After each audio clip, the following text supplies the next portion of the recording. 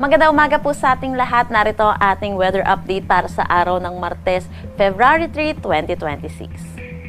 Meron tayong minomonitor na low pressure area dito sa labas ng ating Philippine Area of Responsibility. Ito ay huling namataan sa layong 1,350 kilometers east ng northeastern Mindanao.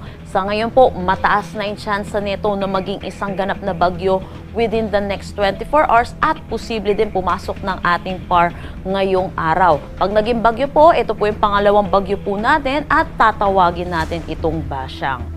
Para naman sa ating nakikitang forecast track, posible po itong kumilos west-northwest at dumaan dito sa pagitan ng Visayas at Mindanao patungo dito sa may Palawan starting Thursday o hanggang weekend po natin. So pinapaalalahanan po natin mga kababayan po natin dito sa may Visayas at Mindanao ay maghanda po tayo hinggil sa paulan na dala po